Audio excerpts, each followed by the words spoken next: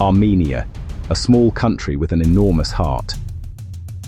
Hi, I'm your host from Amazing Sevan, and I'm so glad you've joined me. For years I've explored Europe, but Armenia was different. It felt like stepping into a storybook I didn't know existed, a nation that wears its ancient history like a comfortable, well-loved coat. It's a land of sun-baked monasteries, warm bread pulled from clay ovens, and people whose hospitality is as vast as the view of Mount Ararat. Our journey begins in Yerevan, the vibrant, ancient heart of Armenia. As one of the world's oldest continuously inhabited cities, its history is etched into every corner, yet it pulses with an infectious, youthful energy. The best way to think of Yerevan is as a warm, welcoming living room for the entire country.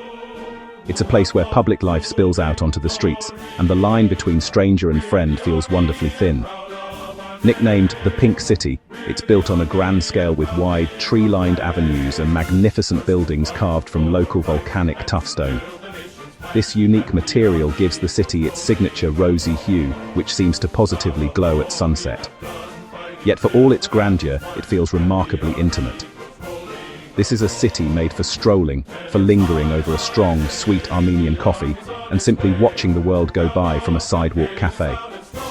The city's two main hubs are Republic Square and the Cascade Complex.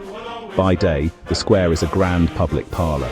By night, it transforms into a dazzling spectacle, with its famous singing fountains performing a choreographed light and music show.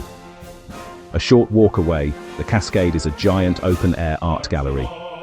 Climb its monumental stairs to watch Yerevan unfold beneath the watchful gaze of Mount Ararat.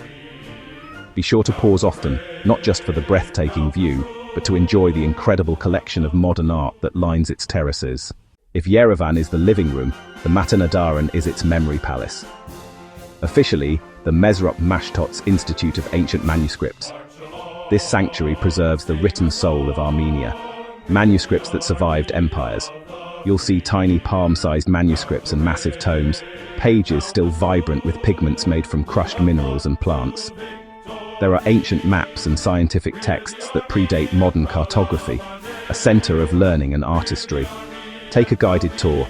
A good guide brings these silent books to life and shares dramatic rescue stories. You leave with a respect for generations who preserved this legacy.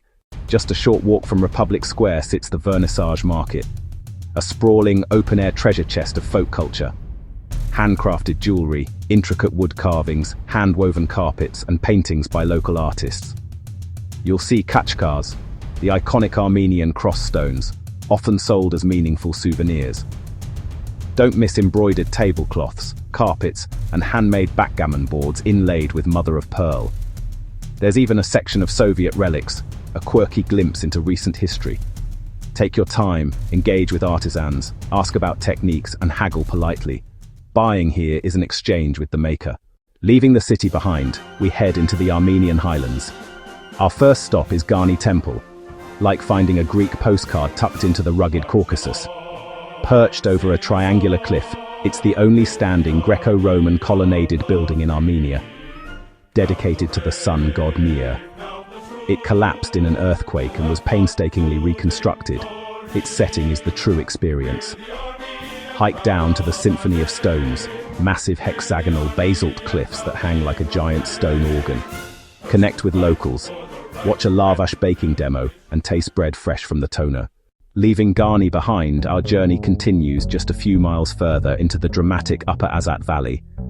The landscape transforms, becoming wilder and more imposing as we delve deeper into the gorge, following the river's path. The anticipation builds with every turn as we approach a site that feels less constructed and more discovered, the legendary Geghard Monastery. If Garni sits proudly on the landscape, Geghard feels like a cathedral carved from the very heart of the earth itself. This UNESCO World Heritage Site is partially built, but its most breathtaking chapels are hewn directly from the solid mountain rock. Its name, Sevanavank, means Monastery of the Spear, a reference to the holy relic that was once housed here, the spear said to have wounded Christ on the cross. Step inside, and the world changes instantly. The air grows cool and still, a welcome escape from the Armenian sun. Light filters down from high, unseen openings, illuminating ancient frescoes and countless khachkars that emerge from the stone walls. Each crossstone is a unique masterpiece, a testament to centuries of faith and artistry. The true magic of Geghard, however, is revealed through sound. The acoustics within these rock-cut halls are nothing short of miraculous. If you're lucky, a choir will be singing. The chants don't just echo, they seem to emanate from the rock itself, enveloping you in a sound that feels as ancient as the mountain. Climb the stone stairs to the upper gavet, a chamber of intersecting arches carved with impossible precision, crowned by an oculus open to the sky. It's a truly mystical space, a perfect fusion of human ingenuity and natural form. This is a living, breathing place of pilgrimage. Find the sacred spring that flows within one of the chapels, a source of holy water cherished by visitors for generations. Take a moment. Sit in a quiet corner, run your hand over a carving worn smooth by 1,000 years of touch, and just listen. Listen to the whispers of history, faith, and the mountain itself. From rocky gorges we ascend to Lake Sevan, the blue heart of Armenia. This high-altitude freshwater lake looks like an inland sea, a seaside resort for a landlocked country. Climb to Sevanavank, two small medieval churches whose viewpoint rewards you with a sweeping 360-degree panorama. Life revolves around the water. Enjoy grilled ishkan with potatoes and a cold Armenian beer. Rent a boat, cycle the shore, or find a quiet rock and watch the orange, pink, and purple sunsets. Sevan is a perfect, peaceful end to a day of exploration.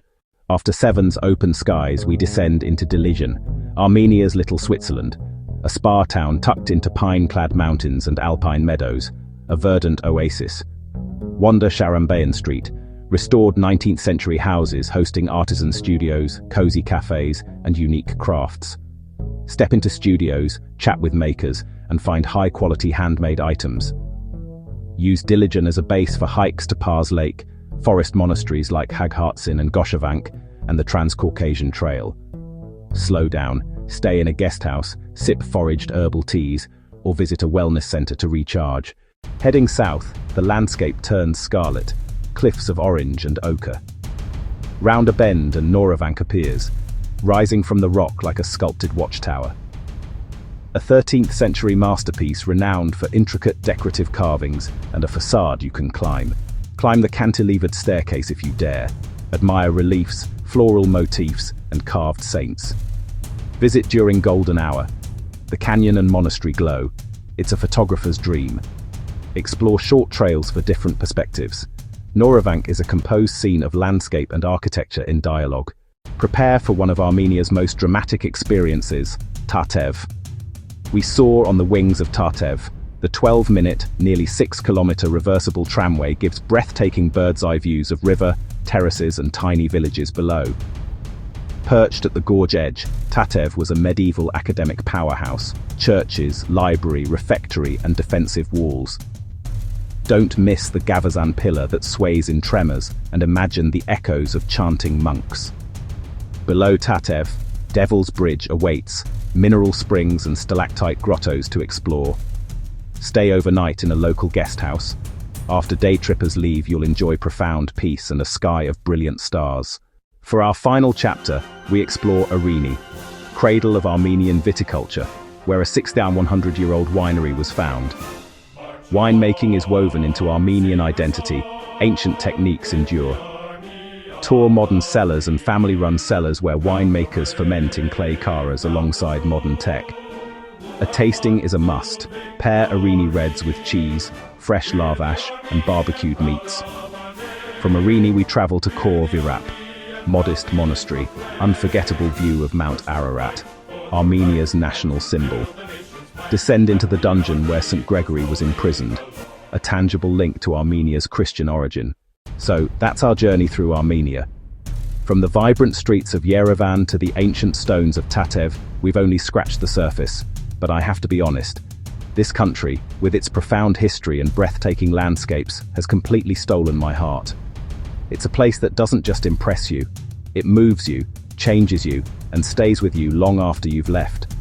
And while the dramatic scenery and ancient monasteries are unforgettable, It's the human connection that truly defines Armenia. It's in the warmth of the baker pulling fresh lavash from the tonir, the pride of the winemaker sharing his family's craft, and the incredible generosity you'll find at every turn. It's the quiet dignity in every face, each one a guardian of a story thousands of years old. Armenia is ancient, resilient, and incredibly warm. A country that doesn't just show you its history, but invites you to become part of its ongoing story. Now, for some practical tips to help you plan your own adventure.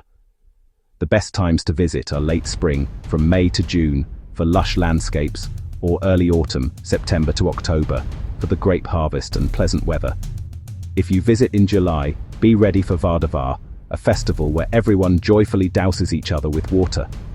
Getting around is easiest with a car and driver, which is surprisingly affordable and flexible. Ride-hailing apps work great in Yerevan. For logistics, grab a local SIM card at the airport for easy data access, and you'll be using the Armenian dram for currency. Most importantly, embrace the hospitality. If you're offered food or coffee, accept it with a smile. It's a sacred part of the culture. A simple shnohakalutyon, meaning thank you, goes a very long way. If you have any more questions about planning your trip, please ask away in the comments below. And of course, don't forget to like this video and subscribe to Amazing Sevan for more adventures. Thank you for joining me on this incredible journey. Until next time, keep exploring.